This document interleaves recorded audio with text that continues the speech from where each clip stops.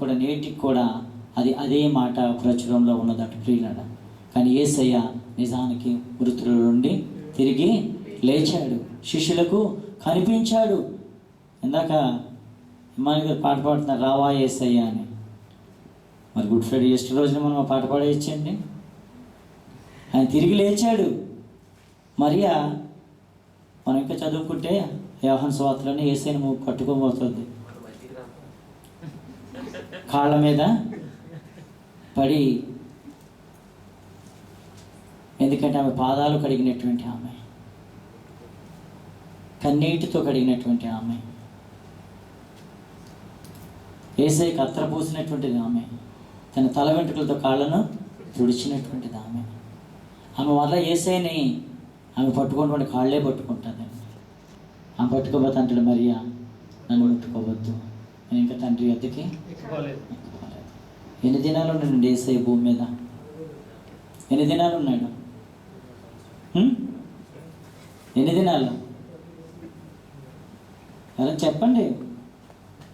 మీరు మాట్లాడుకుంటే ఆన్సర్ చెప్తున్నారేమో అనుకుంటున్నాను నేను. చనిపోయిన తిరిగి లేచిన తర్వాత యేసయ్య భూమి మీద ఎన్ని దినాలు ఉన్నాడు?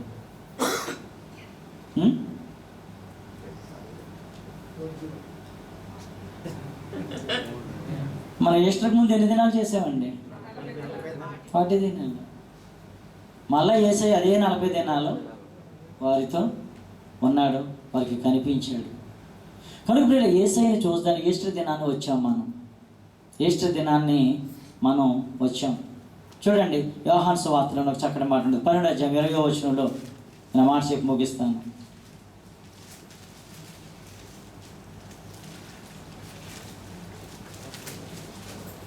ఆ పండుగలో ఆరాధింపవచ్చిన వారిలో కొందరు గ్రీసు దేశస్థులుండి వారు గలిలయని బేత్సయిదా వాడైన ఫిలిప్ వద్దకు వచ్చి, అయ్యా మేము యేసును చూడగోరుచున్నామని అతనితో చెప్పగా, ఫిలిప్ వచ్చి అంద్రేయుతో చెప్పాను. అంద్రేయు ఫిలిప్పును వచ్చి యేసుతో చెప్పేది. చాలండి. ఆ పండుగలో అక్కడ ఏ పండుగ అనేది రాయబడలేదు, కానీ మరి పునరుద్ధాన దినాన్ని ఈరోజు మనం ఏమనుకుంటున్నాం? పండగనే అనుకుంటున్నాం. పండగే ఇది మనందరికీ కూడా కదా. సంతోషించేది ఏదైనప్పటికీ కూడా పండగే. కనుక ఆ పండగ అనేది అక్కడ మరి ఏ పండుగో తెలియదు, కానీ ఆ పండుగలో యేసు ఉన్నాడు. ఈ పండుగలో ఎవరున్నారు? యేసే ఉన్నాడు. యేసే ఉన్నాడు. యేసుని చూడాలి అనే ఆశతో ఆ రోజున వారు వెళ్ళారు లేదు మనకు తెలియదు, కానీ లేఖనం అంటే సమాధిని చూడడానికే వెళ్ళారన్నట్టు ఉంది అక్కడ. ఎందుకంటే వారు అక్కడ లేకపోయేటప్పటికి ఉన్నది యేసయ్యే అనుకోవాలి, అవునా కదా? ఉన్నది అక్కడ లేడు అంటే లేచాడని అనుకోవాలి. ఎందుకంటే వారికి ముందుగా చెప్పాడు కనుక, నేను లేస్తాను, 3వ దినాన్ని లేపుతాను, ఎందుకంటే నా తండ్రి నన్ను లేపుతాడు. ఎన్నో వాక్యాలు చెప్పాడు. నేనే జీవాన్ని అన్నాడు. జీవం నాలోనుంటే మరణానికి స్థలం ఉంటుందా? ఉండదండి. ఆయన చెప్పాడు, నాకు మరణం పెట్టడమో తెలుసు, తిరిగి దాన్ని ప్రాణం పెట్టడమో తెలుసు, తిరిగి తీసుకోవడమో తెలుసు. అది వారు ఉండగానే చెప్పాడు మాట. ఇన్ని మాటలు చెప్పినప్పటికీ కూడా ఆయనే చనిపోయినటువంటి వారిని బ్రతికించాడు. యేసు చెప్పిన మాటల్లో ఏది కూడా పొల్లు పోలేదు. దానికి పేతురు గారు ఒక ఉదాహరణే. ప్రభువా, నీ కొరకు నేను నా ప్రాణాన్ని ఇచ్చేస్తానయ్యా, నువ్వు ఎక్కడికి వెళ్ళిపోతే అక్కడికి నేను వచ్చేస్తాను. ఎవరు సందేహపడినప్పటికీ కూడా నేను మాత్రం సందేహం అనేది నాకు అసలు అవసరం రానే రానవును అన్నాడు. అప్పుడు యేసయ్య వచ్చి అక్కడ మాట చెప్పాడు, పేతురు, ఈ రాత్రి నేను ఎవరో నీకు తెలియదని నువ్వు 3 సార్లు బొంకకపోతే అసలు ఈ రాత్రి కోడే కుయిది అన్నాడు. అంతే, కోడే కుయిది రాత్రి తెల్లారదు. ఆనాడు యెహోషువ ప్రార్థన చేస్తే సూర్యుడు ఎలాగ ఆగిపోయాడు 3 దినాల వరకుని. యెహోషువ ప్రార్థన చేస్తేనంట శత్రువుల్ని జయించే వరకు నువ్వు అస్తమించొద్దాయి అన్నాడంట. అంటే అలాగే ఉండిపోయాడు రోజంతా. ఎప్పుడు వరకు? జయించే వరకు. ఎంత టైం పట్టిందో మరి, ఎన్ని దినాలు పట్టిందో తెలియదు, కానీ సూర్యుడు మాత్రం అక్కడే ఉండిపోయాడంట. అలాంటి దినం మరలా ఇంకెప్పుడు రాలేదంట. అలాగా మరి ఆ రాత్రి అంతా అలా ఉండిపోనేమో తెల్లారకుండా. అయినప్పటికీ కూడా మరి పేతురు గారు బొంకారు. యేసయ్య అలా చూస్తూనే ఉన్నాడు. అయినప్పటికీ కూడా పేతురు గారు బొంకిన తర్వాత కోడి కూసిన మూడోసారి ఎప్పుడైతే బొంకాడో వెంటనే కోడి కూయగానే అప్పుడు కనిపించింది యేసయ్య ముఖం. మనకి యేసయ్య చెప్పేది ప్రతిదీ కూడా నిజమని తెలుసు, కానీ పేతురు గారిలో మాత్రం మర్చిపోయారండి మాటలు, మర్చిపోయారు. కనుక యేసయ్యను చూడాలి అనే ఆశతో కనుక వస్తే యేసయ్య ఖచ్చితంగా కనిపించుండేవాడు. మగ్దలేనే మరియ పక్కనే ఉన్నప్పటికీ కూడా చూడడానికి కనిపించలేదంట. అక్కడికి అన్నాడు, ఆయన పిలిచాడు, అమ్మా నువ్వెందుకు ఏడుస్తున్నావు? ఆవిడ అమ్మ అని ఎందుకు అన్నాడో తెలుసా? ఆయన ఎప్పుడు పిలిచే పిలుపు అది వారిని అమ్మా. ఆ పిలుపును కూడా ఆమె గుర్తుపట్టలేదు. మళ్ళీ రెండోసారి పిలుస్తున్నాడు, మరియా అన్నాడంట. అప్పుడు అంటుంది రబ్బూని అంటే అప్పుడు గుర్తుపట్టింది. ప్రియులారా, ఈ మాట ఎందుకు చెప్తున్నానంటే ఈ దినాల్లో కూడా సమాధుల వద్దకు వెళ్తూ ఉంటారు. వెళ్ళొద్దని నేను అంటలేదు, కానీ యేసయ్య సమాధిలో లేడు. ఆయన తిరిగి లేచి ఉన్నాడు. ఆయన లేచి ఉన్నాడు కనుక లేచిన యేసయ్యని మనం నమ్ముదాం. సమాధిలోనే ఉన్నాడని మాత్రం మనం అనుకోకూడదు. యేసయ్యను చూచి నేత్రాలు కావాలయ్యా అని మనం అడగాలి. ఇప్పుడు యేసయ్యతో ఉన్నటువంటి వారు శిష్యులలో ఉన్నారు, వారిద్దరు శిష్యులనే రాయబడి ఉంది. ఎమ్మాయి దారిలో వెళ్ళిపోతున్నారంట. తిరిగి యేసయ్యని సమాధి వేసిన తరువాత యేసయ్య వారితో చాలా దూరం నడిచాడంట. అయినప్పుడు కూడా వారు గుర్తుపట్టలేకపోయారు. ఇంకా చీకటి పడిపోయింది అయ్యా, మరి ఇంకా దూరం వెళ్ళాలనుకుంటున్నావేమో, ఈ రాత్రికి ఇక్కడ బస్ చేయన్నారంట. యేసయ్య అది కూడా అంగీకరించి వారితో వెళ్ళాడు. ఇంకా తెలుసుకుంటారేమో. యేసయ్య వారితో మాట్లాడుతూ ఉన్నాడంట, ఎన్ని విషయాలు మాట్లాడాడు. అయినప్పటికీ వారు గ్రహింపు లేదు. యేసయ్య ఎప్పుడైతే భోజనం దగ్గర కూర్చొని రొట్టె విరిచాడో అప్పుడు వారి నేత్రాలు తెరవబడ్డాయంట. అప్పుడు అనుకుంటున్నారు, వారు అనుకునేలోగా యేసయ్య అక్కడి నుంచి వెళ్ళిపోయాడు.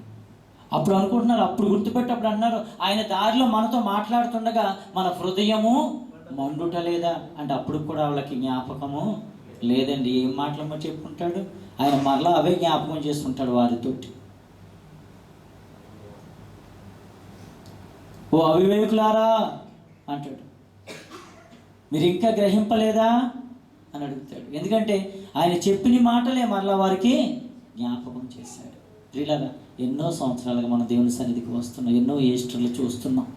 కానీ ఏ ఈస్టర్లైనా ఆ ఈస్టర్ పండుగలో కొంతమంది వచ్చారంట. ఎలా వచ్చారంటే ఆ పండుగ ఎలా జరుగుతుందో చూస్తారని రాలేదంటే, ఆ పండుగలో ఎవరు ఎలా ఉంటారో చూద్దామని రాలేదు, ఎవరు ఏ కార్యాలు చేస్తారో చూడడానికి రాలేదు. కానీ వారు వచ్చినటువంటి ఒక ముఖ్యమైనటువంటి కారణం ఏంటంటే యేసును అదే ఆశ. వెంటనే ఎక్కడికి వెళ్ళిపోయింది వర్తమానం?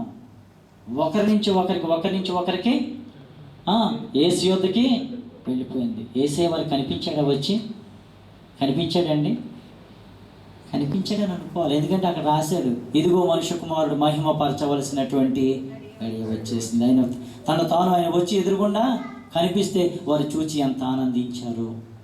అలా వస్తున్నా, లేకపోతే మరి మనం మాట్లాడుకున్న మాటల్లో ఒక చక్కటి మాట ఉంటుంది, హేరోదు యేసుని చూడాలని చాలా ఆశపడ్డాడంట. ఎప్పటి నుంచో చూద్దాం అనుకుంటున్నాడంట, చాలా రోజుల నుంచి అనుకుంటున్నాడంట, యేసుని చూడాలనుకున్నాడు, ఆశపడ్డాడు.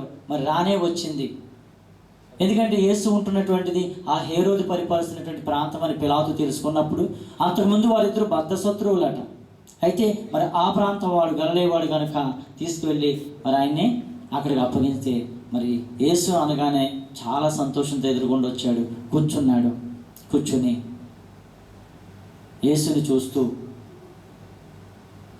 ఆయన్ని చూడాలని కాదండి, ఆయన ఏం చూడాలనుకున్నాడట? యేసు ఏదైనా సూచక క్రియ చేస్తే చూడాలనుకున్నాడట. చూచుట్లో వ్యత్యాసం.